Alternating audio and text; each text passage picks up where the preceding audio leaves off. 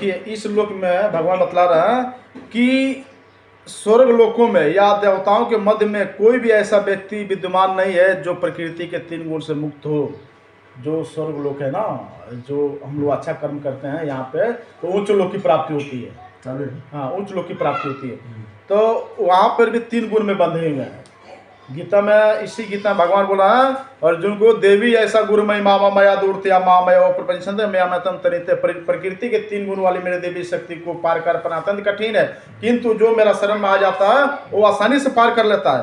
तो ये 3 गुण क्या है? तमो सत्व रजो। इसी 3 गुण में पूरा ब्रह्मांड में जितना भी जीव है ना, जितना भी जीव है इस 3 गुण में बंधे हुए हैं। तो जो भगवान इसमें बतला रहा है कि जो स्वर्ग लोक में भी देवता भी है, ऐसा कोई ऐसा नहीं है देवता में कि जो इन 3 गुण से मुक्त हो। 3 गुण से मुक्त, जो 3 गुण से मुक्त होता है भगवान के धाम को प्राप्त कर लेता है। तो देवताओं में भी सब इसी 3 गुण में बंधे हुए हैं। जैसे मान लीजिए कि हमारे अंदर में कामना जागृत हो रही है पैसा कमाने के लिए, तो रजोगुण का प्रभाव है। पैसा कमाने के लिए, अगर हमको धन इकट्ठा करने के लिए अगर हमारे अंदर में इच्छा जागृत हो रही है तो हमारे ऊपर रजोगुण हावी हुआ है। किसी को अगर मारने के लिए, किसी को बुराई करने के लिए अगर इच्छा जागृत हो रहा है, ये तमोगुण का प्रभाव है। और जो कभी किसी के हेल्प करने के लिए, दान पुण्य करने के लिए कि मानो कल्याण करूं, मैं दान पुण्य करूं, किसी को तकलीफ ना दो, वो तकलीफ हमें हो जाए ठीक है, लेकिन उनको नहीं होना चाहिए, ये सत्वगुण का प्रभाव है। तो ये 3 गुण जो है ना, इसी में पूरा पृथ्वी में जितना भी जीव है सब इसी में बंधाया हुआ है। तो भगवान बतला रहा है कि स्वर्ग लोक में या कोई भी लोक में ऐसा कोई भी देवता देवी नहीं है जो इस 3 गुण के अंदर में ना हो। गीता में भगवान बतला कि इस 3 गुण को पार कर पाना अत्यंत कठिन है। ये 3 गुण से निकलना अत्यंत कठिन है, किंतु जो मेरा शरण में आ जाता है वो आसानी से पार कर लेता है। देखिए, अगर अच्छा हम कर्म करेंगे, मानव कल्याण करेंगे, किसी को हेल्प करेंगे, तो उच्च लोक की प्राप्ति होगी। मानव कल्याण करेंगे, समाज सेवा करेंगे, दान पुण्य करेंगे, गरीबों में पैसा देंगे अगर हमारे पास संपत्ति है तो जितना भी हम जो दान पुण्य कर रहे हैं वो उच्च लोक की प्राप्ति होगी। मरने के बाद वहां जाकर आप सुख भोगेंगे। और बुरा कर्म करेंगे, जैसे किसी को बुराई करना, मारना, किसी को धन हड़प लेना, हाँ, तो ये है तमोगुण का प्रभाव।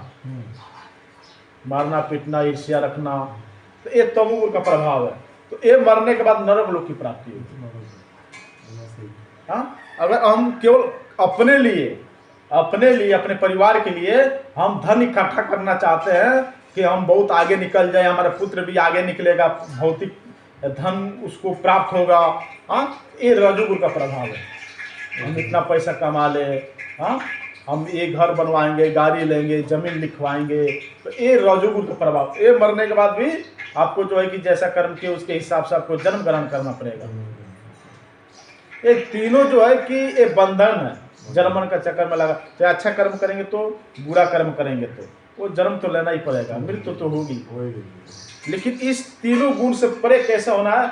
भगवान बोल रहे हैं कि मेरा शरण ग्रहण जो कर लेगा, एक बार मेरा नाम का स्मरण करने लगेगा धीरे धीरे, तो भगवान का एक कलयुग में कितना आसान है। कलयुग जब धरती पाए तो उससे में राजा परीक्षित थे, वो चाहते तो उसको बंद कर सकते थे, कलयुग को मार सकते थे, हटा सकते थे, लेकिन क्यों नहीं मारे? क्योंकि वो ब्रह्म वैष्णव थे, परीक्षित ब्रह्म वैष्णव थे। वो जानते थे कि जो सत्ययुग में, त्रेता द्वापर में यज्ञ से, तप से, हाँ, अनेक योग से जो है कि सिद्धियां प्राप्त होती थी, कलयुग में केवल नाम से प्राप्त हो जाएगी। ना आपको हवन करना है, ना तप करना है, हाँ, कुछ नहीं करना, केवल नाम का उच्चारण, इतना आसान है। इसके लिए वो परीक्षित नहीं मारे उनको। परम वैष्णव जानते थे कि केवल नाम से भगवान का आत्मा उद्धार हो जाएगी, केवल हम भगवान का नाम लेंगे तो हमारी आत्मा उद्धार हो जाएगी। इतना आसान है कलयुग में, यही इतना ही हम लोग नहीं ले पा रहे हैं। भगवान की ऐसी माया है कि उस माया में गीता में क्या बोला कि देवी ऐसा गुरुमय मामा माया दूरतिया माँ प्रपंच मेरी माया में बंधे हुए जीव जल्दी नहीं निकल पाते। मेरी माया इतना प्रबल है कि अच्छे अच्छों को जो है कि भ्रमित कर देती है। ब्रह्मा भी फंस जाते हैं भगवान की माया में। जो ब्रह्मा है वो ब्रह्मा फंस जाते हैं, तो हम लोग कौन सा खेत की मूली है। धरती पे हम लोग तो थोड़ा बहुत तकलीफ होता है तो भगवान को कभी कभी दोष भी दे देते हैं, लेकिन नहीं देना चाहिए किसी को, क्योंकि हमारे कर्मों का दंड है। जो विधि का विधान है वही होकर आएगा, किसी का रोकने से करने से नहीं होगा। हाँ, अगर आप भगवान के शरण में हैं तो बड़ी से बड़ी घटना जो है कि टल जाएगी। क्यों? क्योंकि आपको भक्ति करना है, भगवान का शरण में। क्योंकि यमराज छूने के लिए नहीं आएंगे। भगवान यमराज ने वो अपने दूत को क्या बोले, जब हाजामिल को लेकर जाने के लिए यमराज के दूत आए थे तो मरते समय एक बार नारायण बोल दिया, क्योंकि अपने पुत्र का नारायण नाम रखा था हाजामिल। हाजामिल की कथा बहुत लंबी है। तो वो उस समय भगवान का पार्षद आ गए थे, जब प्राण को ये लोग निकाले यमराज के दूत तो वो उनको बतलाकर भगवान के पार्षद ने उनका प्राण को लेकर फिर उस शरीर में डाल दिए। वो लोग क्या बोले कि जो भगवान का एक बार नाम ले लेता है वो यमराज नहीं छूता। आप लोग को मालूम नहीं? तो वो दूत जो है कि यमराज जी के पास गए और यमराज जी से बोले कि हे प्रभु, आपसे भी बड़ा कोई है क्या? बोले हाँ है ना, भगवान ईश्वर है, कृष्ण है, उन्हीं के अधीन है पूरा ब्रह्मांड है, और उन्हीं के आज्ञा से हम जो कार्य करते हैं, तो क्या उनके भक्तों को हम लोग नहीं छू सकते? बोले नहीं, उनके भक्तों को छूने की बात छोड़ो, देखने के भी नहीं। जो भगवान कृष्ण का भक्त होंगे, राम के भक्त होंगे, इन भक्तों को कभी देखने के भी नहीं, और हमारी भी पावर नहीं है उनको छूने के लिए। ये भागवतम पुराण में सुखदेव महाराज जी बता, ये नाम में वो बल है भगवान का नाम में। रिलायंस में जो हम काम कर रहे थे ना, रिलायंस में, क्योंकि वो अनुभव हुआ है, ये अनुभव हुआ है, उसके लिए मैं बतला रहा हूँ। ये रिलायंस में जिस समय हम काम 1.5 साल पहले इधर, हाँ इसी रिलायंस में मिट्टी के अंदर में वो बिल्डिंग बनना था 5 फुट नीचे, और उसमें पूरा गैस भरा हुआ था। और देखिए ये अपना बड़ाई नहीं है, ये नाम का प्रभाव बतला रहा हूँ। हम लोग जो है वो तो हमको मालूम कि मैं कितना अच्छा हूँ या बुरा हूँ, हमको मालूम है। और वो बल नहीं है कि मैं उसमें से बच जाऊँ, लेकिन नाम में वो बल है। तो जब मिट्टी के अंदर गया बिल्डिंग मारने के लिए, तो हम लोग 2 आदमी थे, एक फिटर था, एक मैं था। तो वो फिटअप करके वो फिटर निकल जाता और मैं बिल्डिंग मारता, हेल्पर ऊपर में था।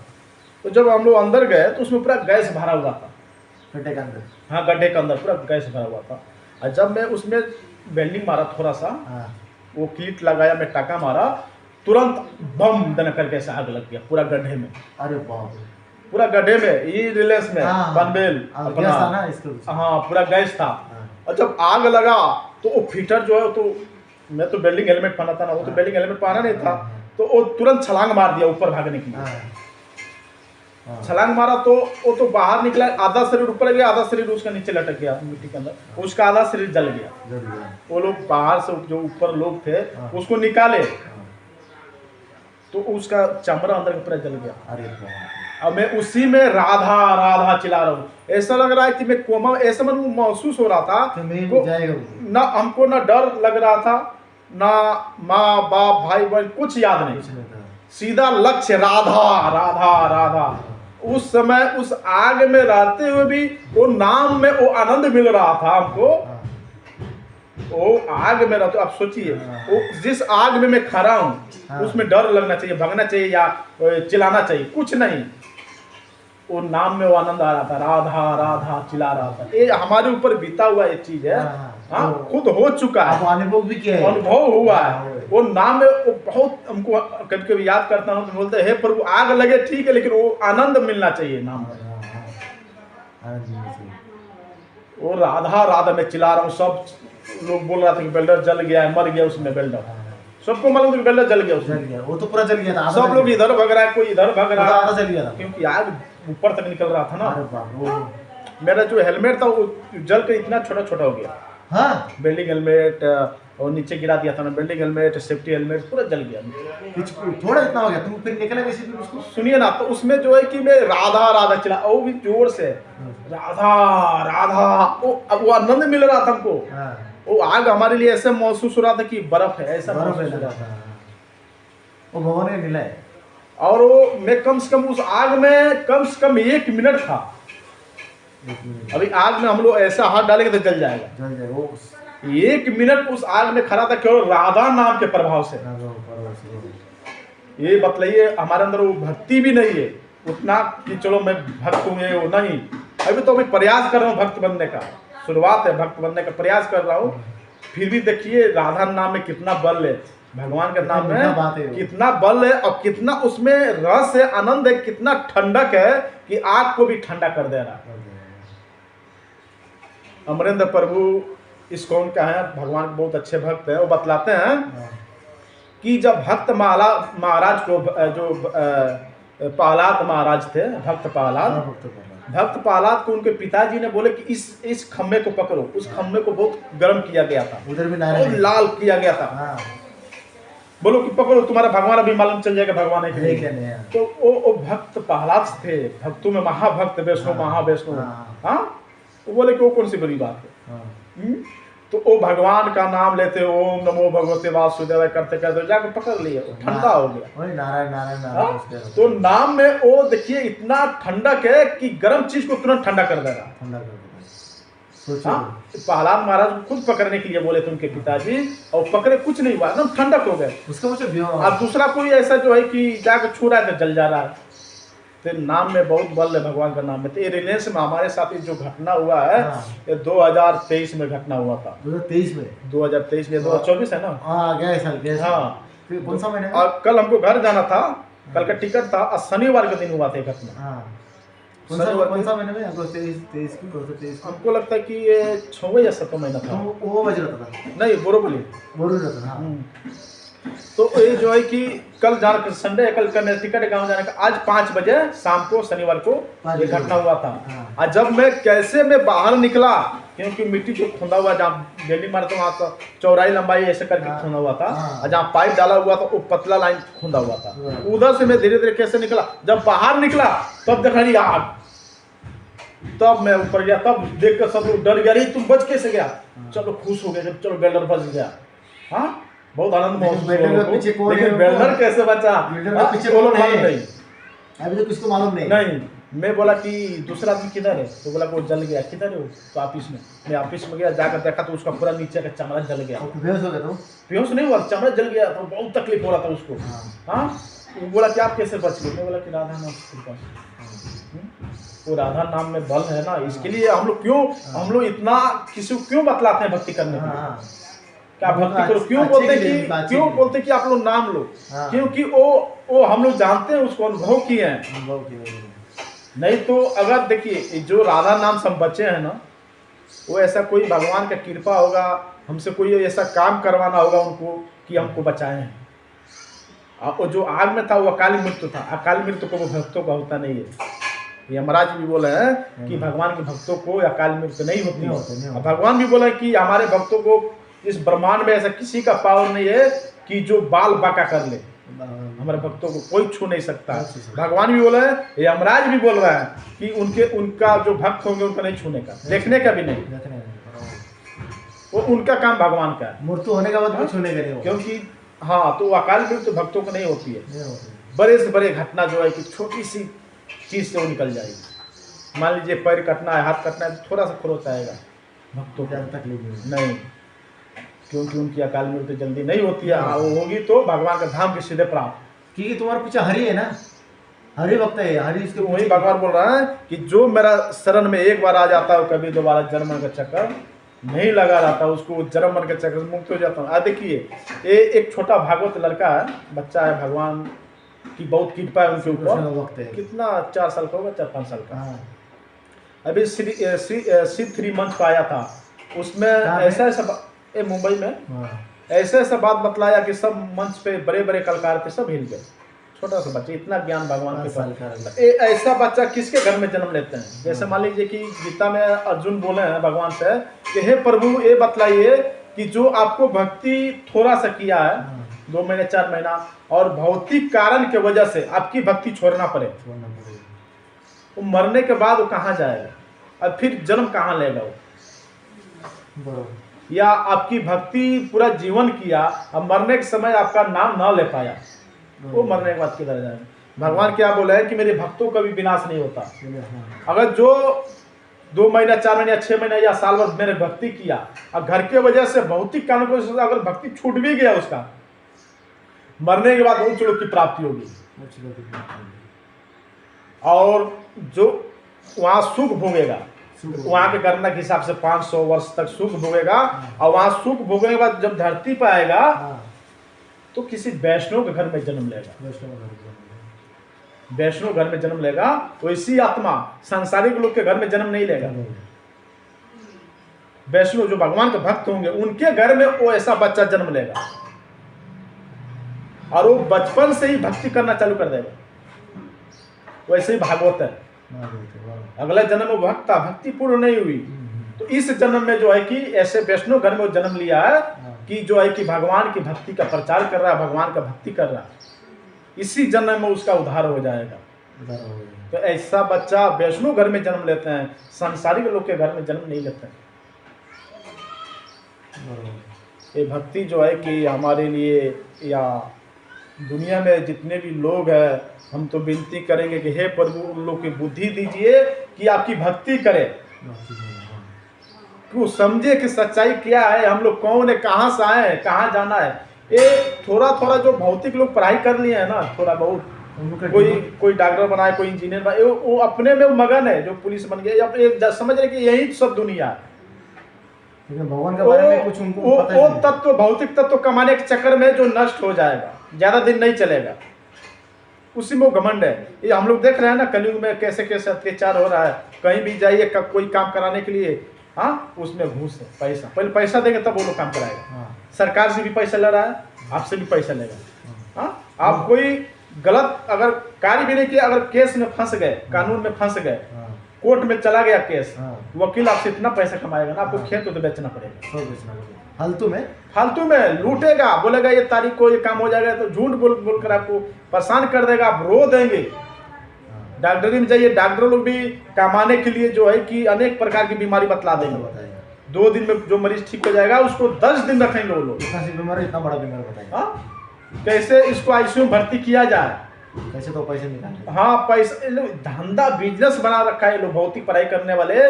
देखिए, ये आध्यात्मिक पढ़ाई, भौतिक पढ़ाई जरूरी है जीव चलाने के लिए, जीव चलाने के लिए भौतिक पढ़ाई जरूरी है, लेकिन निस्वार्थ भाव से, जो हमारा उचित है, उचित पैसा ले, किसी को रुलाए नहीं। अगर आप डॉक्टर भी बन गए और मरीज को भगवान समझ के सेवा कीजिए, उचित पैसा लीजिए उन लोग से, वही भगवत कृपा है, वही आपकी भक्ति है। ये नहीं कि आप डॉक्टर मत बनिए, या पुलिस मत बनिए, या ये मत बनिए, आप बनिए ठीक है, लेकिन निस्वार्थ भाव से सेवा कीजिए जनता को।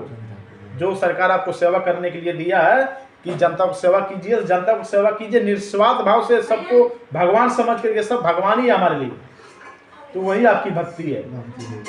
नहीं तो ये भौतिक पढ़ाई करने वाले आजकल जो लोग हैं ना, केवल भौतिक पढ़ाई किए हैं, ये बहुत तकलीफ दे रहे हैं लोगों को। चाहे वो कंपनी पे हो गया, प्लांट हो गया, चाहे डॉक्टरी हो गया, चाहे पुलिस हो गया, या जो है कि वकील, कोर्ट, कुछ भी है, जितना भी अधिकारी लोग हैं, सब के सब गरीबों को लूटने वाले हैं, सब के सब। इसके लिए जिनका बच्चा हो वो आध्यात्मिक भौतिक दोनों पढ़ाई करें, ये जरूरी है। जरूर, पेट के लिए पढ़ाई करो। ये भौतिक पढ़ाई जीव चलाने के लिए, और आध्यात्मिक पढ़ाई आत्मा को उद्धार करने के लिए, कि माता पिता को भी उद्धार कर दे और खुद भी उद्धार हो, और मानव समाज के लिए, कोई मानव समाज जो है उनको भी उद्धार करे। ऐसा बच्चा को ज्ञान दीजिए सब लोग, बहुत जरूरी है। नहीं तो आजकल हम देख रहे हैं ना, माता पिता कैसे साइड कर रहा है ना बच्चा लोग। पहले बच्चा लोग छोटा रहेगा, अरे मेरा बेटा मोबाइल चला रहा है, देखो हंसेगा माता पिता, अरे तो मेरा बेटा मोबाइल चला रहा है, बहुत खुश होगा।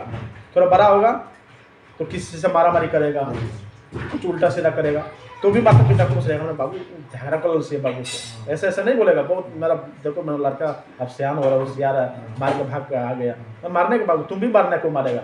ऐसे ऐसे माता पिता सिखाते हैं। और जब धीरे धीरे बड़ा होगा, गलत कार्य करेगा, धीरे धीरे जब शादी हो जाएगा ना, तो अपने पत्नी को लेकर साइड हो जाएगा, माता पिता को साइड कर देगा। तो वही माँ बाप जो है कि जाकर दूसरे से कंप्लेन करेंगे, मेरा बेटा मेरा बहू हमको खाने के लिए नहीं दे रहा है, हाँ हमारी सेवा नहीं कर रहा है। अरे तुम कौन सा ज्ञान दिया अपने बेटा को? कुछ नहीं, तुम वो ज्ञान दिया है जो केवल भौतिक सवार, तो भौतिक सवार तो कर रहा है ना अपना, वो साइड लेकर हट गया।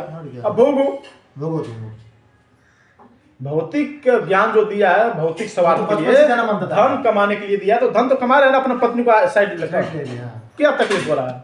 जैसे ज्ञान दिया वैसा भोगने की मिल रहा है तुमको। वो किसका हाथ में है? कोई नहीं बचा सकता अभी। वही माता पिता को चाहिए कि अपने बच्चों को आध्यात्मिक ज्ञान बहुत जरूरी है। जैसे भागवत जो है ना, भागवत, लागू था। अब देखिए वो भागवत जो है माता पिता की सेवा करेगा, हाँ, हाँ बात है। माँ बाप की सेवा करेगा, भगवान की भक्ति भी करेगा, हाँ, दोनों काम उनका चलेगा और आत्मा को भी उद्धार कर लेगा। तो ऐसा पुत्र जो है कि वो ऐसा घर में जन्म लेते हैं जो वैष्णव है, वो वैष्णव घर में जन्म लिया। और देखो अकेले बच्चा जो है कि पूरा दुनिया उनको अभी जान रही है। वो क्या बोले कि मैनुअल, हमारे जो खिलौना खरीदने जाते हैं ना, हाँ, खिलौना उस पर लिखा रहता है, मैनुअल लिखा रहता है कि इस खिलौनों को कैसे चलाना चाहिए। वैसे हमारे जीवन का एक मैनुअल है श्रीमद् भागवत गीता। हाँ, हमारे जीवन का मैनुअल है श्रीमद् भागवत गीता, कैसे हमको जीना चाहिए इसमें लिखा हुआ है। कैसे रहना है, कैसे समाज में क्या करना है क्या नहीं करना है, ये इसमें लिखा हुआ है। भगवान बतलाएं कैसे भक्ति करना चाहिए, कौन स्वभाव में रहना चाहिए, सब इसमें बतलाया गया। और नहीं तो ऐसे अगर जो भी इंसान जो है अगर भगवान की भक्ति नहीं कर रहे हैं, चाहे किसी को बुरा लगे चाहे अच्छा लगे, जो भगवान की भक्ति नहीं कर रहे हैं, जो अपने आप को नहीं समझ पा रहे हैं, भगवान को नहीं समझ पा रहे हैं, ये देवता देवी को नहीं समझ पा रहे हैं, हम कौन है, कहाँ से आए, कहाँ जाना चाहिए, वो जानवर है, इंसान नहीं है, उसको जानवर बतलाया गया। वो जानवर है, राक्षस बुद्धि का लोग है। भगवान गीता में क्या बोले हैं, 4 प्रकार का मूर्ख व्यक्ति होता है जो हमको नहीं समझ पाते हैं। न माम दुष्कृत न मुड़ा प्रवजित न राधमा माया प्रत्यज्ञा न स्वभाव चिता। जो निपट मूर्ख है, जो मनुष्य मध्यम में, जिनकी बुद्धि माया जो रहली है, जो राक्षस स्वभाव का धारण करने वाले हैं, ये 4 प्रकार के जो मूर्ख व्यक्ति होते हैं हमको नहीं समझ पाते। ये जो 4 प्रकार के जो लोग हैं ये जानवर है। आप एक कल्पना कीजिए कि ये जो शरीर है, आज हम आप दूसरे से बात कर रहे हैं, एक दिन ये शरीर मिट जाएगा, रहेगा नहीं, मिट जाएगा ना, लेकिन इसके बाद हम कहाँ जाएंगे, ये आत्मा निकलेगा तो कहाँ जाएगा। वो धन कौन सा कमाए जो कभी खत्म ना हो, ये तो धन खत्म हो जाएगा, पत्नी भी खत्म हो जाएगी, माता पिता सब खत्म हो जाएगा, भाई बंधु सब खत्म हो जाएगा, कौन रहेगा, कोई नहीं रहेगा। उसके बाद मरने के बाद किधर जाएंगे, उसके लिए तो बुद्धि भगवान दिया है ना, सोचने के समझने के लिए कि इसके बाद हम लोग कहाँ जाएंगे। भगवान चिल्ला चिल्ला के बतलाएं गीता में, संत महात्मा चिल्ला चिल्ला बतला रहे हैं। आज जो लोग हैं, जो भौतिक तत्व वाला लोग हैं, वो संत महात्मा पर उंगली कर रहे हैं। जो संत महात्मा किसी से छल कपट नहीं रखते, सबको प्यार प्रेम देते हैं, उनके ऊपर ये जो मूर्ख व्यक्ति होते हैं, राक्षस बुद्धि का लोग, उन पे उंगली उठाते हैं। आओ संत महात्मा सुनकर चुप हो, जानते हैं कि 3 गुण में बंधा हुआ जीव है, तमोगुण में है, तमोगुण में राक्षसी बुद्धि का लोग है, तो क्या इनको उंगली उठाएंगे। हाँ, कभी तो ज्ञान होगा, ये समझेंगे। सब माता पिता को चाहिए अपने बच्चों को श्रीमद् भागवत गीता पढ़ाए, नहीं तो ऐसा अत्याचार होगा कलयुग में आने वाला समय में कि हम लोग कल्पना भी नहीं किए। धन ऐसा कमाए जो कभी नष्ट ना हो, कभी खत्म ना हो, वो धन कमाए। तो धन क्या है, भगवान का नाम। नाम ऐसा धन है कि वो ऐसा धन प्राप्त कराएगा कि जो कभी खत्म ना हो, ना कभी जन्म होगी, ना मृत्यु होगी, ना बार बार बाथरूम जाने की जरूरत पड़ेगा। जो बाथरूम मल मूत्र भरा हुआ ना शरीर में, ये सब खत्म हो जाएगी। ये धन कमा रहे हैं, हाँ, अभी रात में अच्छा अच्छा चीज बनेगा, खाएंगे, फिर जाकर बाथरूम कर देंगे, खत्म, फिर खाएंगे, फिर बाथरूम करेंगे। लेकिन वो ऐसा धाम है, भगवान का धाम है कि वहां जाने के बाद ना मल मूत्र का त्यागने की जरूरत है, ना जन्म लेने की जरूरत है, ना मृत्यु की जरूरत है। 16 वर्ष का आयु रहेगी वहां पे, 16 वर्ष का। शास्त्र मतलब है कि 16 वर्ष का आयु होती है। जब जीव यहाँ से जाता है तो वहां पे उनको उस शरीर में डाला जाता है जो 16 वर्ष का आयु है।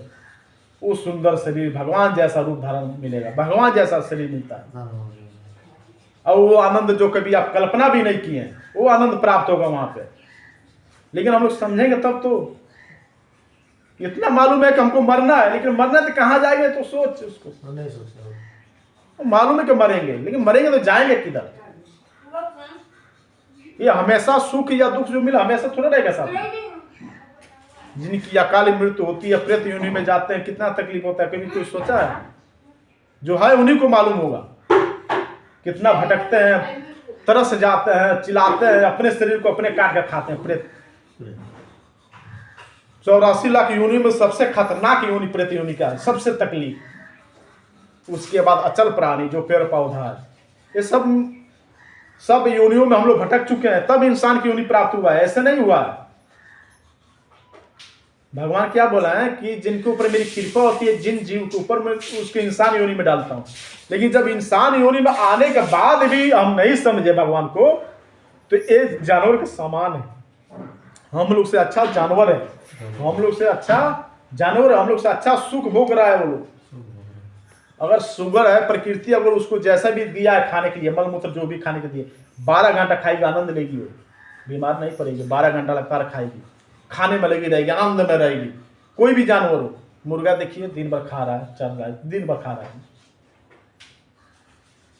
हम लोग दिन में 2 बार 3 बार खाएंगे 5-5 मिनट, उतने टाइम आनंद लेंगे खाने के समय बस। वो 12 घंटा खाकर आनंद ले रही है, तो सुखी वो है कि हम हैं। वो तो बीमार भी नहीं पड़ रही है, बीमार हम लोग पड़ रहे हैं। दिन भर गधा जैसे खटते हैं, दिन भर जो है कि जो काम करते हैं, दिन भर शरीर को कष्ट होता है उसको, तो वो तो खाली खा रही है। ये जो जानवर तो भोग रहा है, वो सुख भोग रहा है। हम लोग कौन सा भोग रहा है? तकलीफ तो हमको हमारे शरीर को। लेकिन इंसान की योनि भगवान जी दिए है आत्मा को उद्धार करने के लिए। ये 84 लाख योनि में इंसान का ऐसा योनि है जिससे आत्मा को उद्धार किया जा सकता है, दूसरा योनि नहीं है। इंसान की योनि है, अगर मरेंगे तो सुख दुख का प्राप्त करना पड़ेगा। उच्च लोक में, नीच लोक में जाएंगे, हाँ स्वर्गलोक में या उच्च लोक में प्राप्ति होगी, कर्मों का दंड मिलेगा। लेकिन दूसरा योनि जो है उसका कर्म का दंड नहीं है। वो मरेगा, दूसरा योनि तुरंत चेंज हो जाएगा उसका, उसको कर्म का दंड नहीं मिलेगा, क्योंकि वो अल्प बुद्धि वाला जीव है।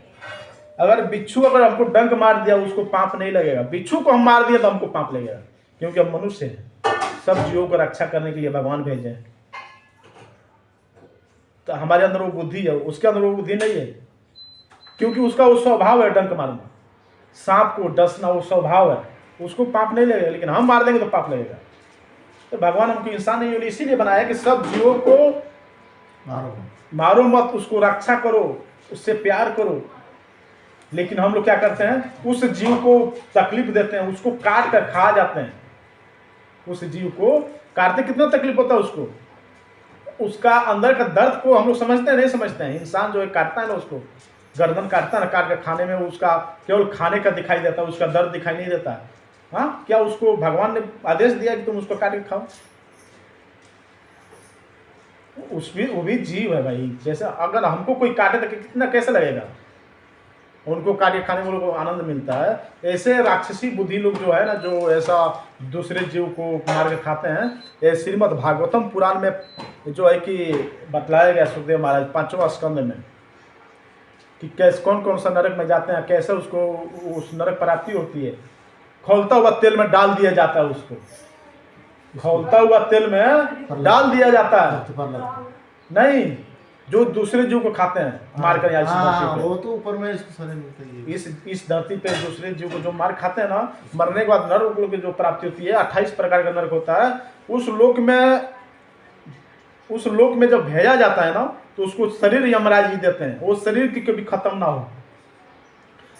उस आत्मा को शरीर में डाला जाता है, और शरीर को उनका यमदूत जो है, यमदूत लोग जो ले जाकर खौलता हुआ कड़ा में डाल देते हैं। उसी में चिल्लाता है, छटपटाता है, निकल भी नहीं पाता है, और इतना तकलीफ होती है, कभी कल्पना भी वो नहीं किया होगा।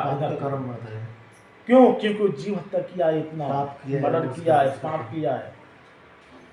लेकिन लोग ऐसा नहीं समझेंगे, लेकिन समझ जाएंगे जब आएगा समय ना, जब काल का लपटा आएगा, एक ही बार लपटा मारेगा, लेकर जाएगा, तो समझ में आ जाएगी। और उस समझ कर भी कुछ कर नहीं पाएगा, उस समय समझ कर भी कुछ नहीं कर पाएगा। तो जो समझना था उस समय तो तुम गवा दिया, उस समय समझ कर क्या करोगे?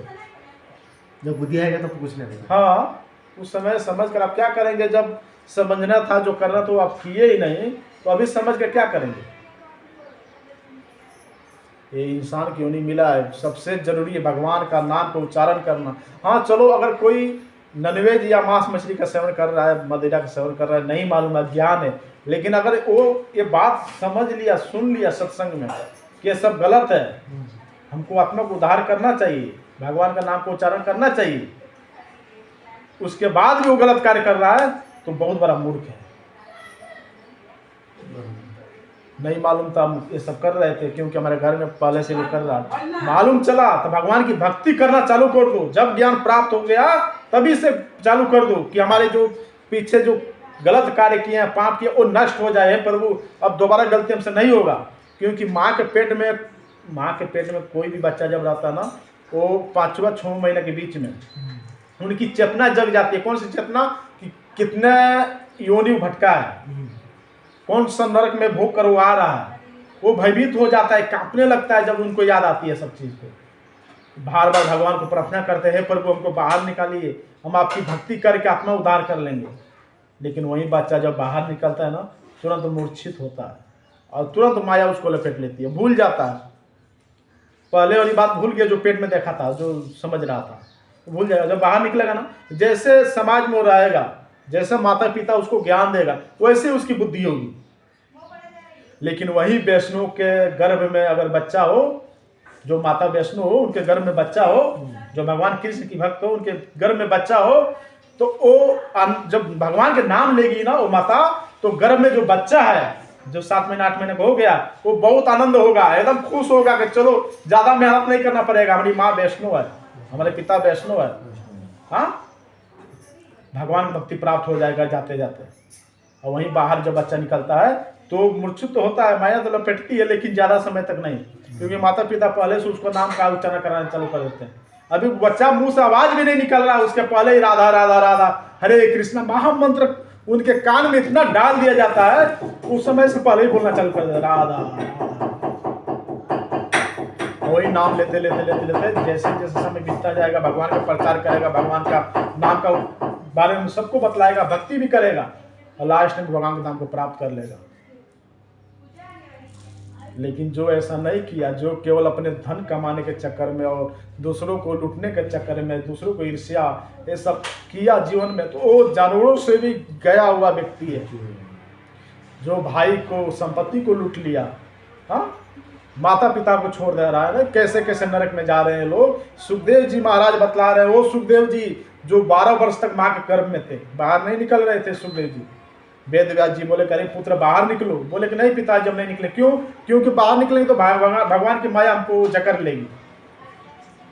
स्वयं भगवान प्रकट हुए, भगवान बोले कि हे सुखदेव बाहर निकलो, बोले कि नहीं प्रभु, बोले कि क्यों? तो आपकी माया हमको जकड़ लेगी, आपकी माया हमको जकड़ लेगी, धरती पाएंगे तो हम नहीं चाहते हैं कि आपकी माया हमको जकड़ ले।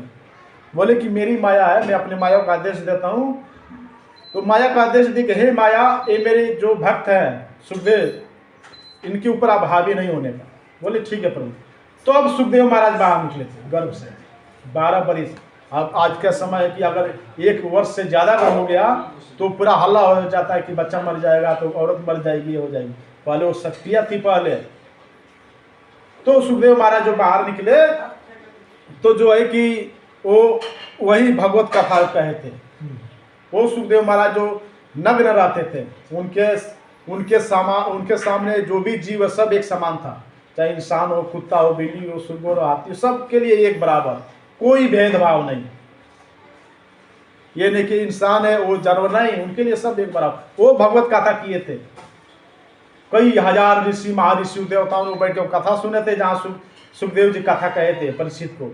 वहां बतला रहे नरक के बारे में, कौन कैसा कर्म करता है तो कैसे नरक में जाते हैं।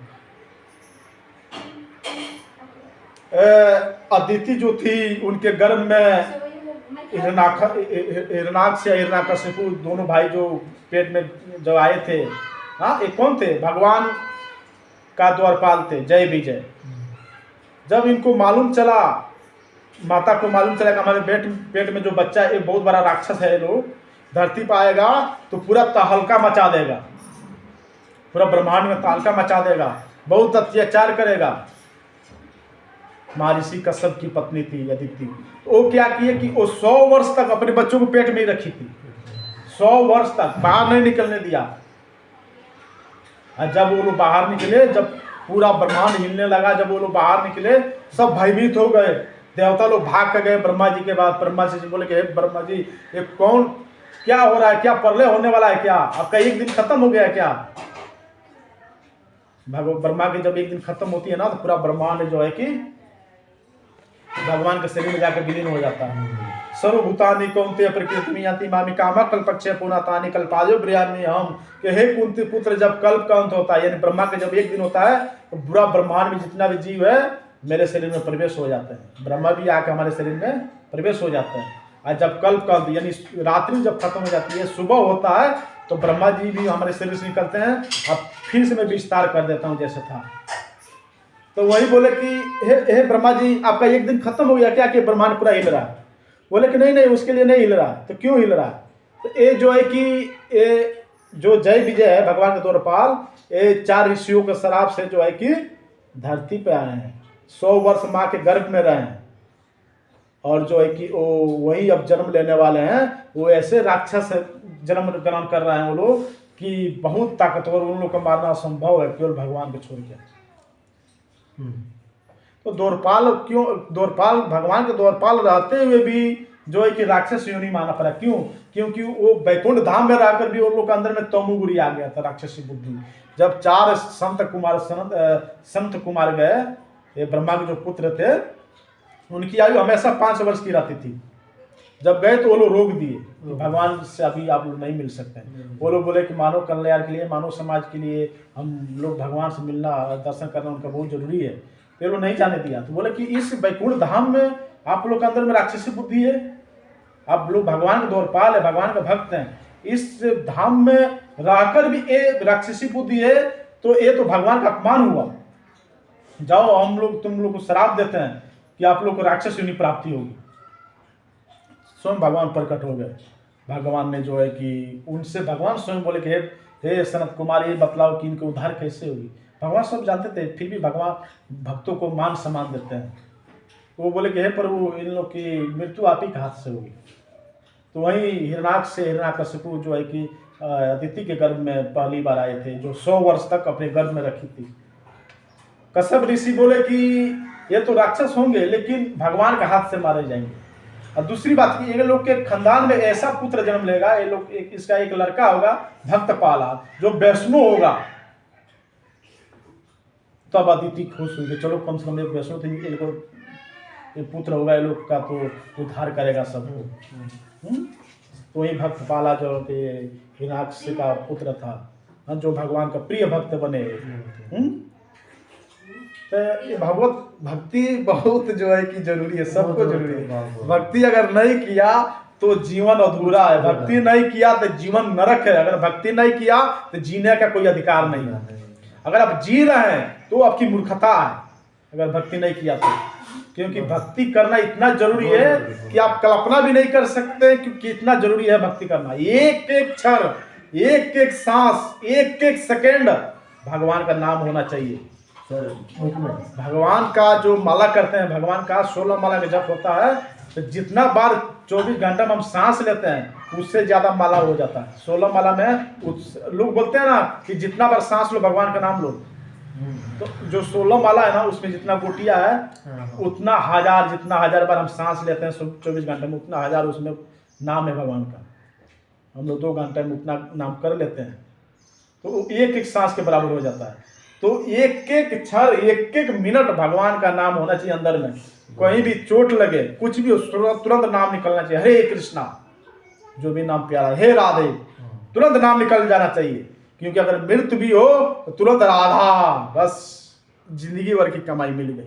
वही ना, राम कृष्ण हरि। लेकिन जो भगवान का भक्त होते हैं उनको टेंशन नहीं रहता मैं नरक में जाऊंगा कि स्वर्ग में जाऊंगा कि ऊंच नहीं। उनको बस एक ही चिंता है कि जब भी जन्म मिले, कहीं भी जाएंगे, हे प्रभु आपकी भक्ति मिलना चाहिए। भक्ति बहुत मूल्यवान चीज है। क्योंकि बड़े बड़े जो संत महात्मा है, या ये भगवत पुराण में जो बतलाया गया है राजा महाराजा के बारे में, वो गृहस्थ में रहकर भी भगवान को प्राप्त कर लिए। गृहस्थ में रहकर भी भगवान को प्राप्त कर लिए, भगवान को धाम चले गए। तो हम लोग भी जा सकते हैं भगवान की भक्ति करते हुए, गृहस्थ में रहते हुए भी।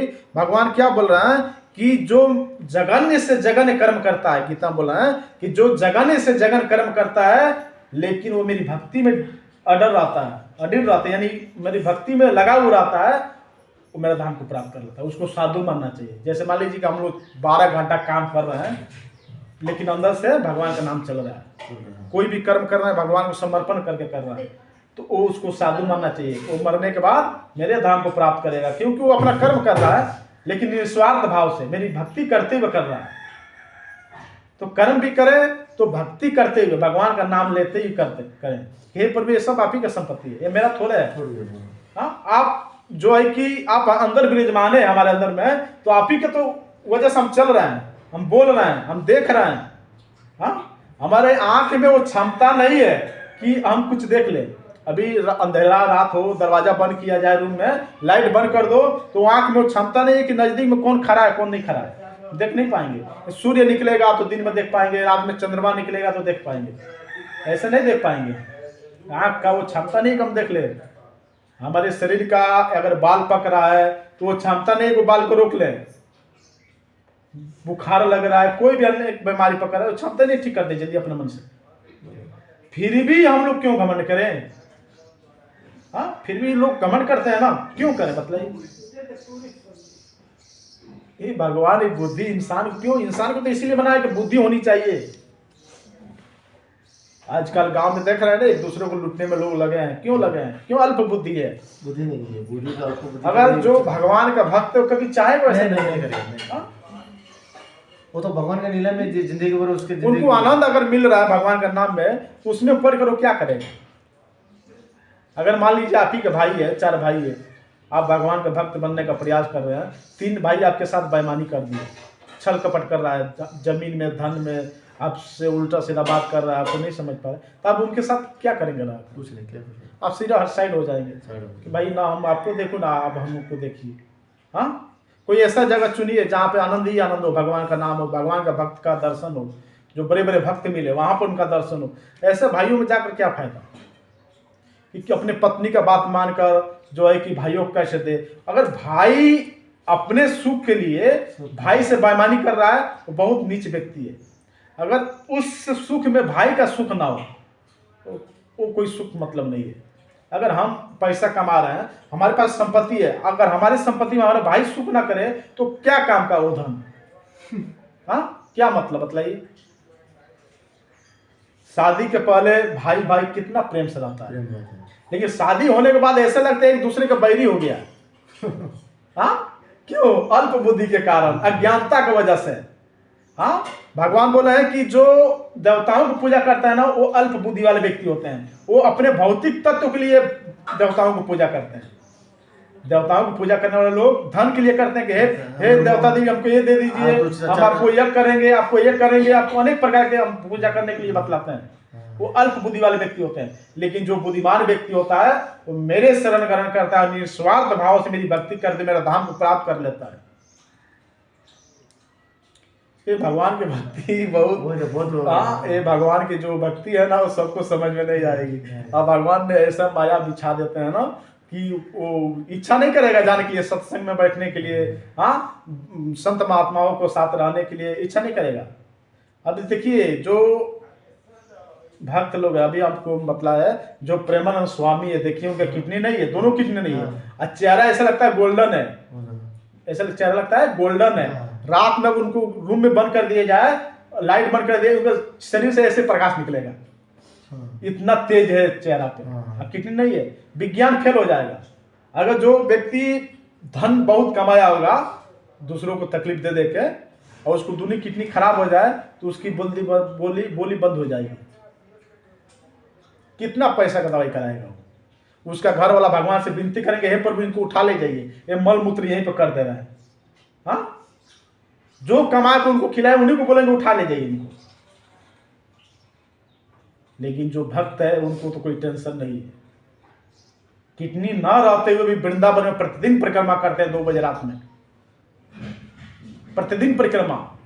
ऐसा लगता है कि पूरा स्वस्थ है, उतना रौनक कभी 16 साल 18 साल का लड़का में वो तेज नहीं है, रौनक नहीं रहता है जितना रौनक उनके अंदर में है, तेज है। ये सब राधा कृपा से। एक किडनी का कृष्ण नाम रखें, एक किडनी का राधा। ऐसे से भक्त है। वृंदावन में एक संत थे, उनका जांघा पर वो क्या हो गया था, घाव हो गया था, कैंसर। जंगल पे तो डॉक्टर बोला कि आपको आगरा जाना पड़ेगा। वो बोला कि वृंदावन छोड़कर तो हम आगरा नहीं जा सकते क्योंकि वृंदावन में मरेंगे तो मरेंगे। रात में बहुत उनको तकलीफ हो रही थी, वो रो रहे थे, तो राधा जी प्रकट हो गई 8 सखियों के साथ में। राधा जी उनके अंदर गई, घर रूम के अंदर गई, महाराज जी अकेले थे, बोले कि बाबा क्या हुआ है आपको? तुरंत माया ने जकड़ लिया उनको, बाबा जी को ऐसा लगा कि मैं सोया हूँ, सपन देख रहा हूँ। हाँ, क्या हुआ बाबा जी, क्या हुआ? तो बोले कि बहुत तकलीफ कर रहा है, एकदम कैंसर हो गया। तो राधा बोली कि कैंसर हो गया, किधर हुआ है? तो राधा जी ने उस घाव पर, उस जांघा पर हाथ रख कर ऐसे सुगराई, किधर हुआ है? ये तो किधर है, नहीं है। और राधा जी चल गए हकीकत। हाँ। आप फिर जब गई तो मैं तुरंत उनको प्रभाव अपना हटाया, तो वो देख रहे हैं कि जांघा पर तो घाव है ही नहीं, वो चिन्हासी भी नहीं है। सुबह में हल्ला हो गया पूरा वृंदावन में, क्योंकि वो नामियर संत थे, पूरा हल्ला हो गया, वो निशान भी नहीं था वो घाव का। ऐसे ऐसे वृंदावन में भक्त है, सुबह उठिए तो पहले वृंदावन का नाम लीजिए, हे वृंदावन हमको भी बुलाइए, हे राधा रानी कृपा कर दीजिए, रोइए बार बार, हे राधा रानी हमको बुलाइए वहाँ पे, क्योंकि राधा रानी जानती है प्रेम क्या होता है, उनसे ज्यादा कोई जानने वाला नहीं है कि प्रेम क्या होता है। प्रेम का मूल वही जानती है। अगर प्रतिदिन राधा रानी के लिए उस भाव में रोया जाए, उनको पुकारा जाए, तो जरूर बुलाएगी अपने धाम को, और ऐसा धाम को जाना वैकुंठ धाम को जाने के बराबर। वहां जाने के बाद वो आनंद प्राप्त होगा, ऐसे ऐसे वैष्णु का दर्शन होगा कि जो आप कभी सोचे भी नहीं होंगे, वो जन्म सवार्थ हो जाएगा, कई पीढ़ियां हमारी तर जाएगी, और वो आनंद मिलेगा उस संत महात्मा के पास बैठने से कि आप कभी कल्पना भी नहीं करेंगे। आप पूरा जीवन में मेहनत करेंगे, पैसा कमा कर सुख प्राप्त करें, वो सुख नहीं। अगर पैसा से सुख मिलता तो बहुत लोग हैं पैसा वाले, करोड़ों खरबों रुपया वाले हैं, किसको सुख मिलता? किसको सुख नहीं है? हाँ, केवल भक्ति में ही सुख प्राप्त है, ये धन संपत्ति में सुख प्राप्त नहीं है। ये तो माया, ये तो जकरी है। जैसे मछली जो है जाल में फंस जाती है ना, निकल नहीं पाती, वैसे माया में सब जीव फंसा हुआ है, माया जाल में, चाहे पैसा वाला पार्टी हो चाहे गरीब हो, सब फंसा हुआ माया जाल में फंसा हुआ। लेकिन जो भगवान का शरण ग्रहण कर लेता है वो जाल से निकल जाता है, आसानी से निकल जाता है। तो भगवान की भक्ति बहुत जरूरी है। अपने बच्चों को श्रीमद् भागवत गीता पढ़ाना बहुत जरूरी है, क्योंकि श्रीमद् भागवत गीता अगर पढ़ाएंगे ना अपने बच्चों को, तो आने वाले समय में माता पिता को सेवा भी करेगा, मानव कल्याण भी करेगा, और भगवान की भक्ति के बारे में सबको बतलाएगा, और भगवान को धाम को भी जाएगा, माता पिता को भी लेके जाएगा, और जो भी मानव कल्याण को समझाएगा वो उसको भी लेके जाएगा। क्योंकि ये गीता ऐसा चीज है, भगवान की भक्ति ऐसा चीज है कि ये हर दुखों का हल करने वाला श्रीमद् भागवत गीता है।